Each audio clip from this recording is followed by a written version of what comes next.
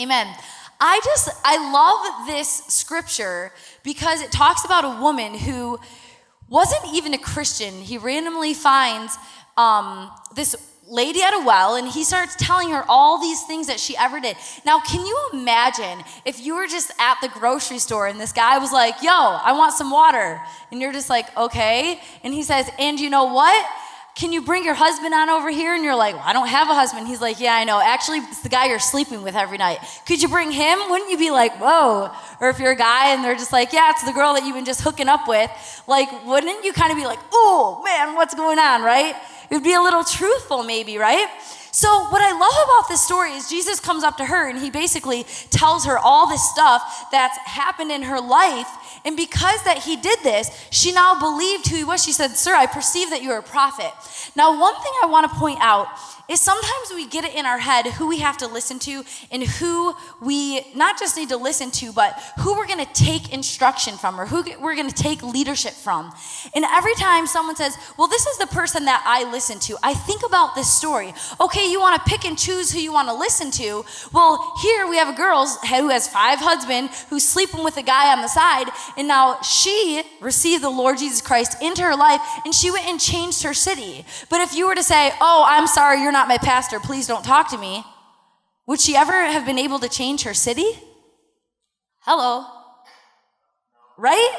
And this is, I know you guys are just staring at me, but I don't even know why. I just think this is such a crazy concept because I talk to so many people who want to pick, this is the one person that speaks into my life, or the 2 people. You know what? I get what you're saying, but the person that mentors me in my life is this person over here. So until they tell me that, I'm not really going to believe what you're saying. But here in this verse, it goes to show that this hooker of a lady can speak and change her city. I don't know what else to call her. You know what I'm saying?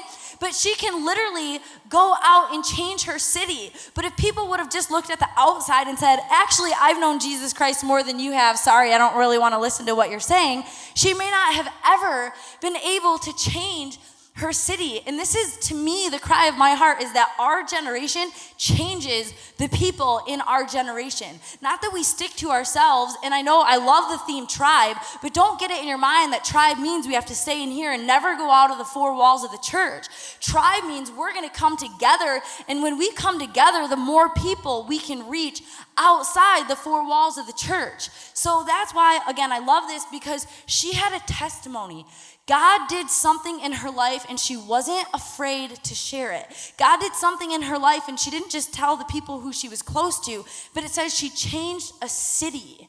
And that's what your testimony is able to do. Your testimony has power. Your testimony is able to change people you never thought that you would be able to change if you speak your testimony. Now tonight we're going to be listening to testimonies from camp, but everyone here, has God done something in your life? Something at all. That's your testimony.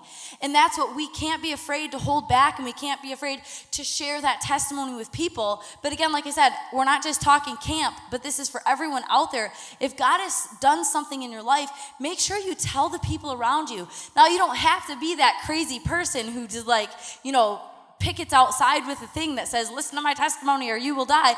You know what I'm saying? God's going to place people in your life that you're able to share that testimony with. And if you're in tune with the Holy Spirit, you're going to know when that right time is to share that testimony. And when God speaks to you, man, don't hold back.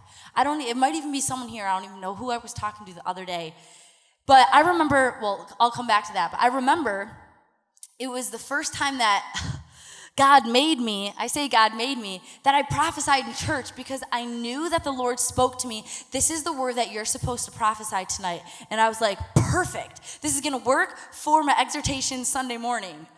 And God was like, no, you're going to prophesy it tonight on a Wednesday night. And I'm like, I know this word is so good. Sunday morning, I'm going to write it down. I even put Sunday a.m., 10:30 service. And all day, I had this war going on inside of me because I knew God told me to do something. Now, I don't know why God told me to do that. I mean, obviously, he wanted to get his word out, but I think it was more than that. I think he was testing me and seeing if I was going to listen to him. But we have to be so in tune with the Holy Spirit, and when he tells us to do something, we need to do it. And again, I don't remember who I was talking to this past week, but they're like, I know God told me to do this, but I was fighting it, and I was fighting it, and I was fighting it. And it's like, even at camp, they had a night where they said, if God gives you a word, go speak over someone. I was like, I see them all the time. Everyone's wearing braids in the back of their head. I can't find who they are. My child's screaming at home. I have to go home. And I'm like, oh, God told me to do it. And Billy gave me the perfect, so then I'm like looking, braid, 2 braids, Dutch braid. I was just like trying to find this girl, and everyone was French braids. Everyone's hair was in French braids. So if you're standing in the back looking this way, it was just braids everywhere. I'm like, I can't find this girl. But anyway, you have a testimony.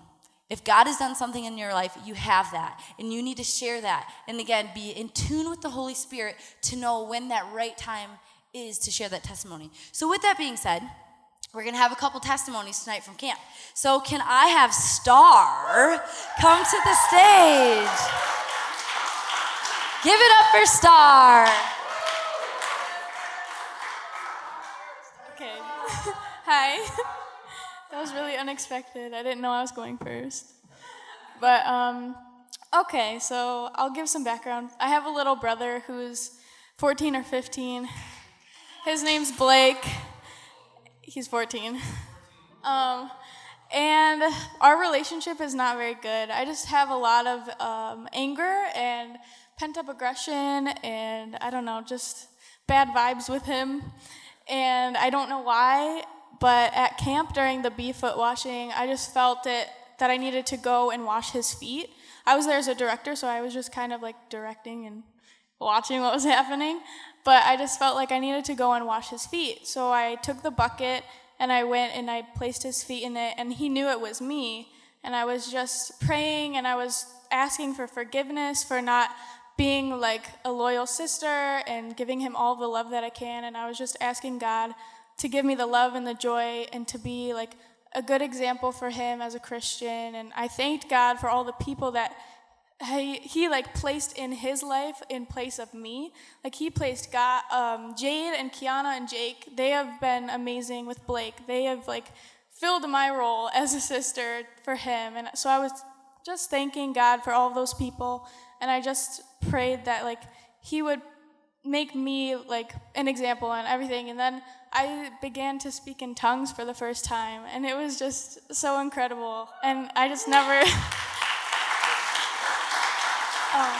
I never expected to do that. And that was like a goal of mine for camp, but like I just kind of like wasn't expecting to do it because I had never done it before, and it was just really amazing. And then we hugged afterwards, and ever since then, like I felt our relationship has gotten better.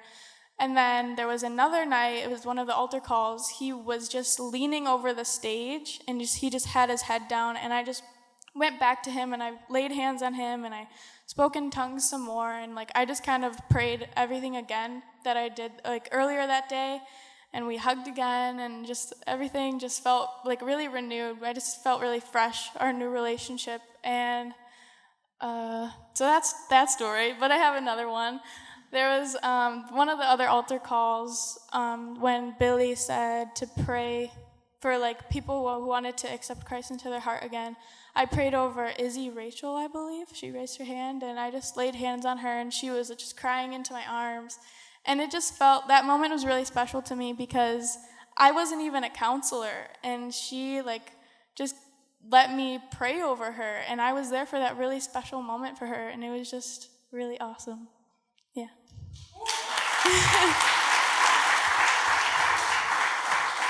Awesome. Hallie. Give it up for Hallie. She gave her testimony at camp, and I wanted her to give it again because I just loved it so much. Hi.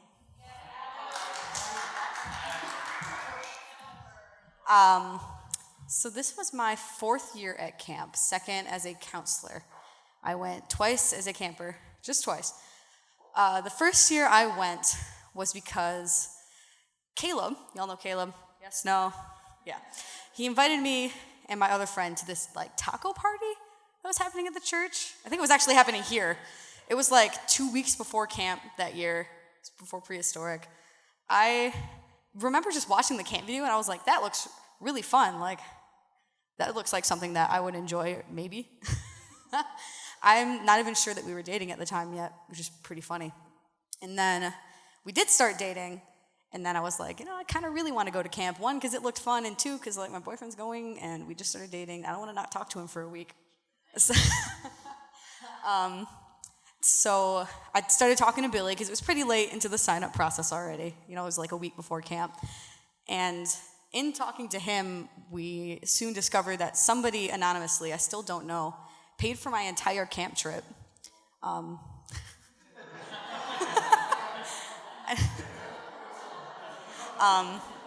I ended up going to camp, and it was, for one thing, a lot, I don't want to say freakier than I expected. It was just more than I expected it to be, like in the God area, because I grew up not going to church, not going anywhere. We were just raised very like agnostic, like do whatever you want, whatever.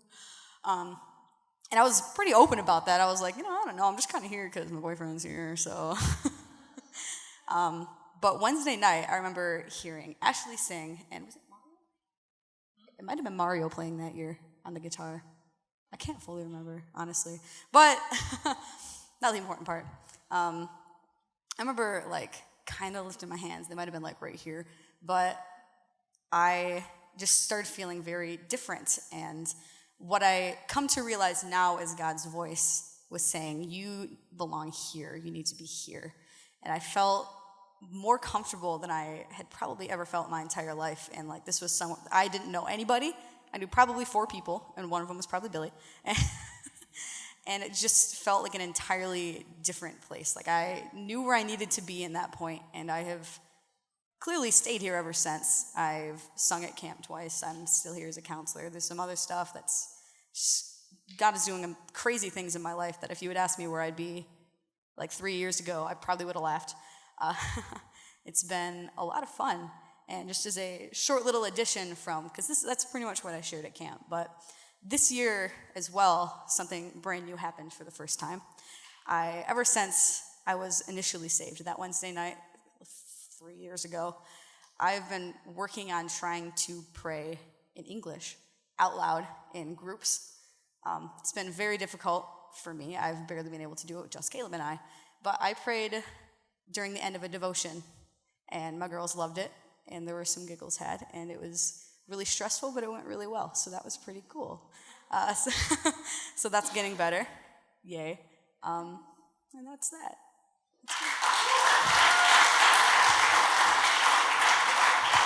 That is awesome. The funny thing is when I was like, I don't even remember the age that I was, maybe like 17 or 18, and I had to take over this hip-hop choir group, and it was like a certain routine that we did, and they had at the time, it was like dancing, singing at the same time, and we'd always pray before service, and I took over, and that was what I was most scared to do, was join hands in the circle and pray out loud, no joke, sing, I could sing in front of anyone, but to pray out loud, I was like, you know what? It's really important for all of us to exercise our faith in praying. So who wants to volunteer tonight?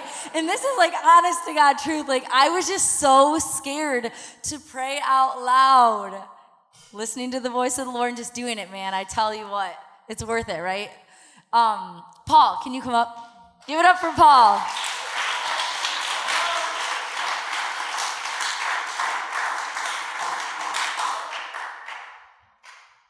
I hope you guys have a lot of time because I'm going to be talking for hours.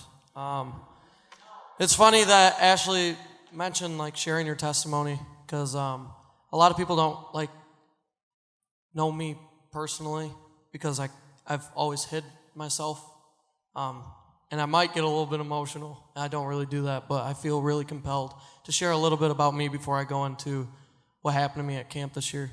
So middle school, I did that phase, the insecure phase, the depressed phase, got bullied a lot, and I was like, God is nothing to me. My mom's always been around the church. She's like, you need to go to church, and I'm like, no, I'm good. And I really didn't have any friends, and I joined youth theater because my mom signed me up behind my back because she thought I was dramatic. And I met Joey, and Joey was my first real friend.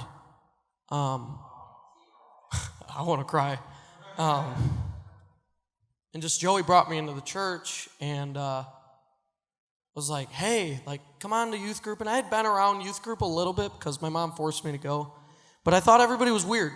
And then what? No, so the weird thing is one day he brings me through the doors of Auditorium B, and I think Dan was speaking still. I'm not sure. And out of the corner of my eye, just this guy flies in. He's like, "What's up?" And I'm like, "I've never seen this guy before in my life." And it was Billy, of course. And I was like, I didn't know cool guys like this go to church. Yeah. Like, where'd you get your shirts? And I was always asking, you'd like, buy it from the Salvation Army. I'm like, that's awesome. Like, I want to be him. And ever since then, I've bought Salvation Army shirts. So,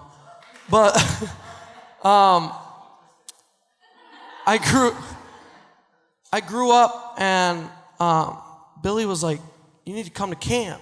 And Joey was like, you need to come to camp. And I'm like, I guess I'll try it out. Like, I guess. And so I went to camp, and it was weird. It was crazy because the theme this year was tribe, and it threw me back to when I first joined. It's because I had nothing. I had no friends. I had no place where I belonged. And it was like a flashback to Diamond in the Rough. And I felt like I belonged. And it was crazy for me. And I grew up through high school kind of in the church. My family, I've had a lot of struggle within my family with addiction, and it tears you apart, and it really wears on you. But the fact that I had a place to go to every Wednesday, and I had a place to go to every Sunday, and I had people to just put myself around is like absolutely amazing.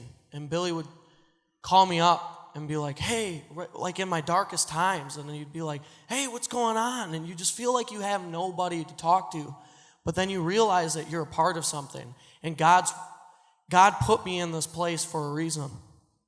And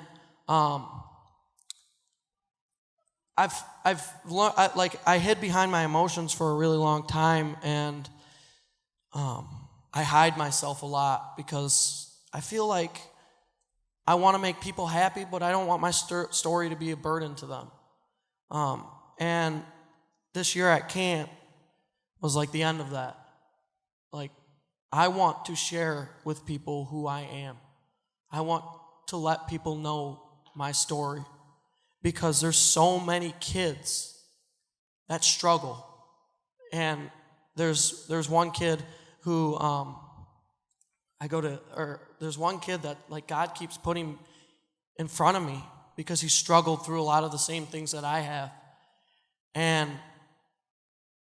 I just hugged him at camp, and I just hugged him, and I hugged him, and I hugged him, and I see a lot of him in me, and I'm like thinking, and God's just like putting in my mind, like, don't leave this place. Don't ever go away from where you were put, because there's kids out there that look up to me. And I never realized that. I said that at the camp meeting.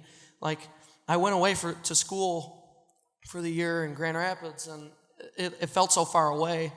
And I came back, and these kids are like, where have you been? Well, like, what have you been doing? Like, I see your photography. Like, it's so cool. And it's like, I didn't know they paid attention to me. I didn't know that they thought that of me. And it was just so cool this year, because this is my tribe. This is who I am. I'm a part of something big. God's working in me for something special. And right now I'm in a place in my life where I feel like God's really working in me. And I've done a lot of wrong, and I feel like God's going to teach me, because I've done a lot of wrong, to do a lot of good because of that wrong.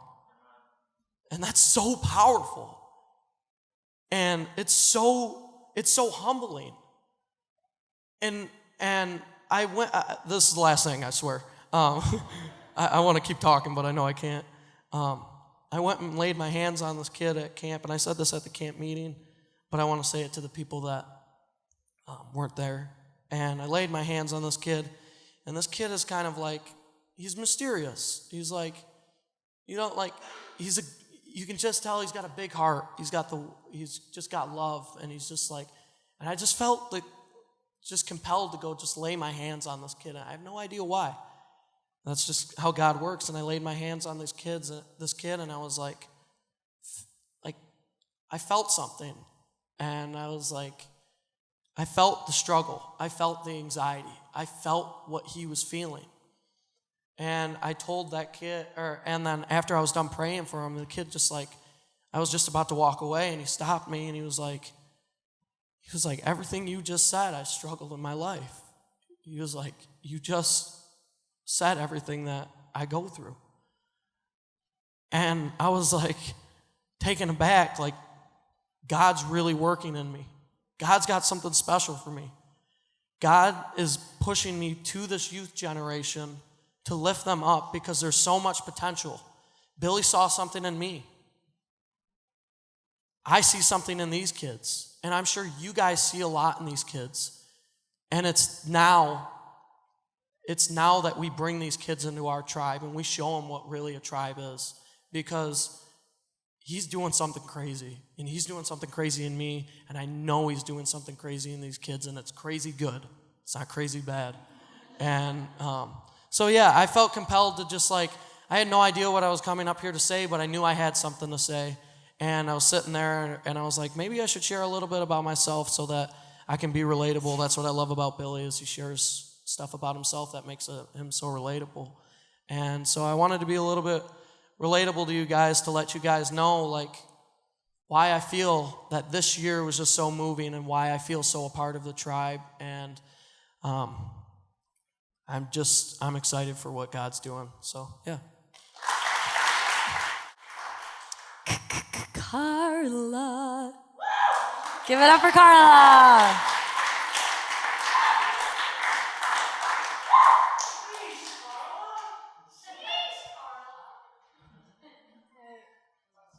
Hi, everyone. So I'm just going to give a little backstory. I might get a little emotional too, so just bear with me. So this past year has been like the toughest year ever in my life. Billy knows what I'm talking about, and some of the other pastors know. Where my family, we have entered into this new season where it's just been so tough and so hard. So I've had to rely on my family and on God for strength and to keep my faith in God. So, but that was back in November. And so leading up to now, it's just been the hardest year of my life. And so when I got the little letter for camp, I was like, I don't know if I should go. I was like, I'm pretty broken right now. I was like, I am so broken right now. I don't know if I can be a leader for these kids. I don't know if they deserve this, that I'm just so broken right now. I don't know if I can give life to them. And I was just a little hesitant because it would be the first time that I was going to leave my family for a week since this whole process has happened, and I wouldn't have them with me. And I was getting anxious, and I was like, what if something happens and I'm not here to protect them? Because I've had to step up within my family this past year. So I was like, what if something happens and I'm not here? Or what if something happens to me and they don't know about it because we're in the middle of the woods? So how are they going to find out? But, and then I just talked with my mom, and she was like, you have to go, you have to do this. And this was actually my 10th year going. And so she was like, you have to keep it up. She was like, you have to go. And once you get there, you're going to feel at home. And she was so right, because right when we got to the Springs campground, I was like, I'm home. And all the anxiety that I was feeling about leaving my mom and my brother behind, it was gone. And then I saw all the counselors and the staff, and I was like, okay, this is my family for this week. So if I need something, then I'll just come and talk to them. And it was just like so awesome, like getting to hang out with like some of the staff. Like if we were walking to a meeting or during our times off, like we just got to talk and we bonded. And then with the kids also, just like getting to spend time with them and them like telling me how I'm an inspiration and how they want to be like me when they grow up. And it's like, what are you even talking about? It's like, I don't deserve this. And then on Thursday night when they were praying over us, it like I had to get on my knees because it was such an overwhelmed feeling, like everything that was just happening, and like all of the girls were praying for us. And then I just heard God saying, this is where you belong, and this is why you're still here. Because I had like really dark nights where, and I've actually never shared this with like people, where like I wanted to end my life. And I didn't want to keep going because everything that we were going through was so tough that I just wanted to give up. And even like no matter like my strong relationship with God, like if you go through something that just breaks your heart, like you just want to give up in an instant. And so like this year, it was like, God, it was like, this is where you're still here. This is where you belong. And like the kids, the love that these kids are showing you, it's like, this is why you're still here, and this is why you can't leave. And obviously there's many more other reasons, but and it was just amazing, like just the love that the kids give you, even though you're so broken inside and they don't know about it. It's like they still love you so much. And it's like, and they don't know this, but they're an inspiration for me, and I look up to them too. And it's just amazing. So like I just want to thank Billy for still thinking of me, even though like you've known everything that's been happening. And like how Billy said that we have to show up for the church, it's true. Like when I get the news of like the situation that I'm going through, it's like I talked to Billy, but I told him, I was like, I don't want to leave the youth group. I was like, that is something that I like want to still be part of, and I don't want to leave it. But there's other things that I have left that I shouldn't have left, and I should keep coming and coming and coming. So that part of the service, when he said that we have to show up for the church, it hurt a little because I was like, can't relate. But then it was like, no, yep, that's for me too. And I just like want to thank the staff too, and I mean everyone from the church. Like this is our tribe. So just thank you guys. I love you guys.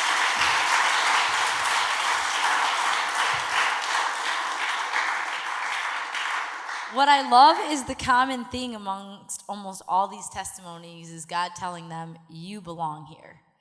And that is, I feel like as young adults, I think I'm still a young adult. I don't know what adults think, but you're on this journey of finding where you belong and always wondering, even like in your workplace, in your family, with your friends. And I think we all go through something where we wonder, like, where we belong. And I don't think you have to, I know you don't have to think that anymore, because you do belong here. And you might be wondering, like, why did I even come here tonight? You were supposed to be here. You were supposed to hear this. And you were supposed to know tonight that you do belong. The last but not least, Philly Boster.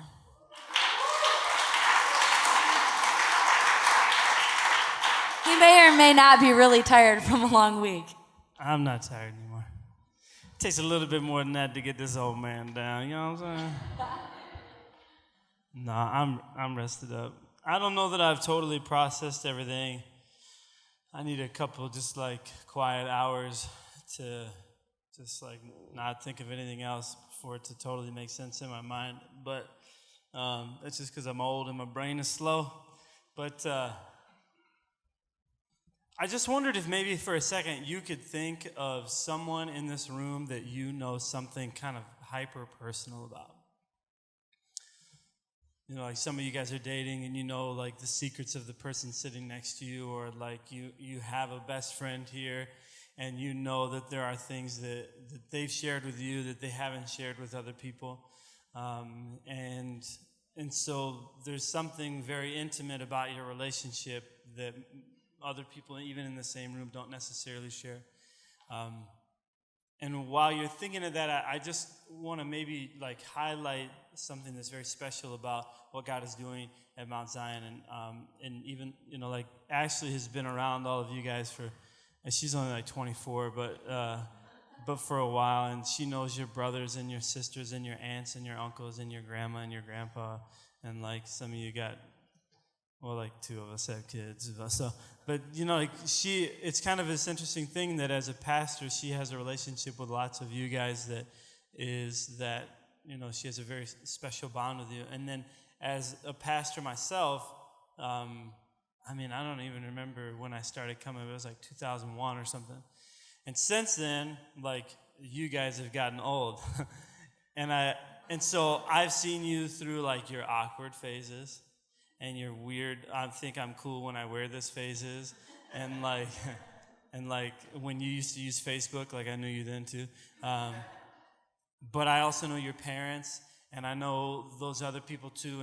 And for some of you, like, I've been to the hospital with you, or I've been to your open house, or I've seen your relatives like in jail, or I've been there for you when you were brokenhearted, and I've been there when he left you, or when she cheated on you, or whatever. And when I think about camp and I think about tribe, I think that it's important to slow down and understand that, like, there's like 150 some kids that we see at the church that are exactly where you were.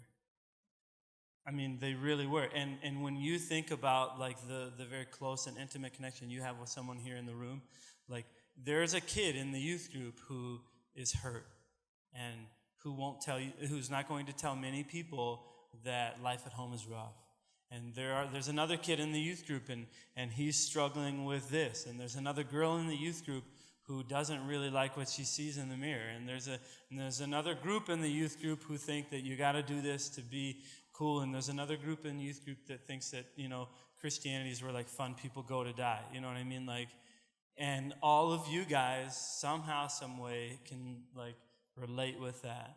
And so when I think about like my testimony for camp, it is just that, the Lord is so beautiful and so wonderful, but I think about the resource that he has put in this room. Like, the people of the church are the greatest resource that we have.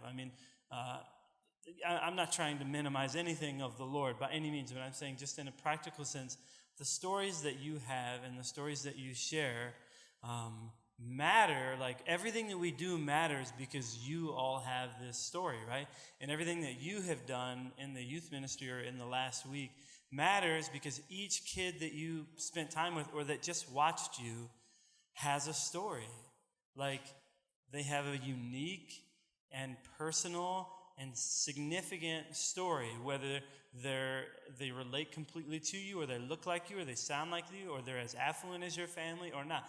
Like, they watch you and they absorb from you what you offer to them because you have made like their story important to you.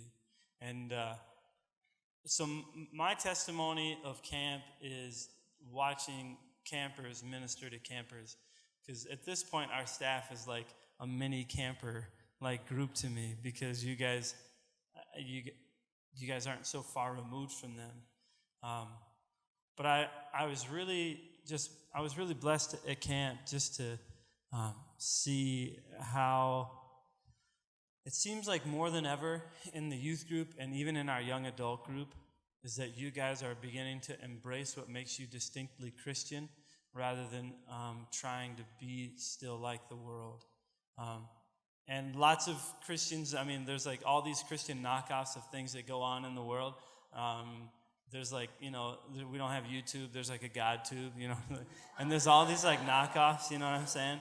And it's funny to me that just as people and as Christians that we feel like, let's replicate what the world does and show them that there's a godly thing in it. And in the end, like, what makes us unique is the fact that we're different. What makes you unique is the fact that you're filled with the Holy Spirit. And what makes you unique even from some other Christians is that you believe that God can give you a language that you pray to him, or that, like Ashley was saying, I almost called you Jessica, like Ashley was saying that, she prophesied. God gave her a specific word for the church. Like, what makes us unique is the fact that God is doing something different in us. And so one of the greatest things that encouraged me at camp was the fact that I heard so many kids praying in tongues, because it's so hard for so many people to do that. Not because they don't want to sometimes, but because it's so different and so strange to so many people. But when they're doing that, or like Star's testimony, like that's a very, like, you can't make something like that happen. It just is really cool to see that in a world that is so ridiculous, and in a world where if you say you're different, people think that you're saying you're better than them. Like, I go to church, I'm a Christian. Like, oh, okay, so does that make you better than me? Like in a world that's how people want to make you feel when you say that there's a right and a wrong, is that you're a bad person. It's a great blessing to me to see people who will embrace what God says is important to him, even if other people would say that they're judgmental, or other people would say that, oh, you're just so off. And so I'm just really blessed by that. And I'll finish by saying that, when we did our camp training, I mentioned that, it's nice that camp is a week long, but the truth is camp is all year. Because the point of camp is to start or to develop relationships that we can take advantage of throughout the year. I mean, so I pretty much made Paul come to camp that year.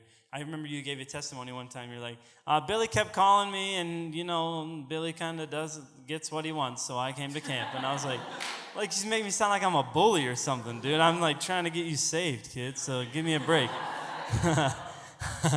So me and Linda talked Paul into coming to camp. Linda's his mom, and but the point was so that, come November, when I called him again, I had something to talk about with him. And then when December came, or February, or March, and then, I called everybody in June and July just to say, hey, I've been thinking about you. I want you to know I want to personally invite you to camp. Because the point is like, you guys don't live your life for the Lord for a week. Like, the reason that you are ready to be a staff member is because you are doing this every day. And yeah, you make mistakes. Some mistakes are uglier than others, but it's just how it goes, man. It's okay to be human. It's okay for you to be human. It's okay for them to see that you're a real person. And in the end, what's going to really matter is that you've tried and you've let them become part of your tribe. Like, you've welcomed them in, the good, the bad, the ugly. And so on a personal note, it's just really awesome that you guys support everything that, Pastor Lauren entrusts me with at the church. It's cool that you guys care. It's special that you think that I'm cooler than I am. That's really nice of you. And it just makes everything absolutely worth it. So I love you guys. Thanks. Thank you, Billy. One interesting thing that I kind of mentioned this morning that I'll mention again tonight is I love that Billy was pointing out the staff, ministering to each other, just as the campers are ministering to each other. This was my first year that I wasn't at camp, besides 1 year. I did not go change the tide. But this is the first year that I wasn't really involved all week, and I was really torn about it because I'm I have my baby and I'm not yet ready to leave her for a week by myself, but I really want to be there. But last year I heard God speaking to me, and I mentioned this morning that I said it's cool watching, I feel scattered, but I said it's cool watching this younger generation rise up and start walking everything that God has called for them. And I said this morning, I'm not scared for someone to take my place because I realize that I am getting to an age where I might not be cool anymore. This mom, she always used to tell me, oh my gosh, my son's just in love with you. She would tell me this all the time. My son's in love with you. My son's in love with you. And he's 5, 6, 7, 8. Well, at one point, she's like, yeah, I said something about, Ashley. And he's like, Mom, she's old. And I'm like, oh, knife in the heart. I'm not that cool, young, whatever anymore. But if I wouldn't be doing my part if I kept trying to be a part of something and never letting someone else come up and grow into their place that God has for them, just like I always did worship. And I knew 2 years ago, I'm like, I could continue to do this, but no one else is ever going to get the chance to do what God has called them to do if I keep doing that. And that's a hard choice to make, to step back, because if you know me, you know I love singing. I love being a part of worship. So I had to make that choice as to, I need to step back and allow someone else to do that. So this year, I was just like, man, it's so weird not like being at camp full time, not even knowing. It said Cup Side Down Challenge. I'm like, I don't even know what that is, but I'll go and see what it is. But it was just weird not knowing all the details. But the best part was standing in the back and seeing you guys minister to the younger ones, seeing you guys minister to one another, because this is the next generation that is going to start fulfilling those plans that God has. When us old people aren't that cool anymore, you guys are going to be the ones who are cool. And I want to challenge you guys so much to just keep walking in what God has for you. And again, if you weren't at camp this week, it doesn't mean that God doesn't have a plan for you to minister to someone else. You still have that same opportunity because you have a testimony inside of you. Don't hold back. Don't be scared. Don't be like even wondering, well, does God have a plan for me, or does God have a place for me? Because he does have a place for you. And that's the awesome thing, is that we have that ability to share that with other people. One more thing that I was thinking, as Billy mentioned something, I'm like, it's funny because he goes, Ashley's been around a long time. I have been around the church for a long time, like 30 some years. And what was cool to me, and I should say this more often, but I don't, but I was even looking around camp this week, and I was looking at Joey and Becca and Hannah as they're leading and working at camp, and I'm like, your parents were my youth leaders. Like, you guys, I don't even know if you were even thought of, or you were just little like 1, 2, 3-year-olds that your parents were praying over me at altar call back when I was in youth group, and now I'm watching their young kids minister and be a part of the leadership of camp. And I was just like, my mind was just like, this is so awesome, because I look at you guys ministering and I'm thinking, okay, I was a part of camp and I was a leader.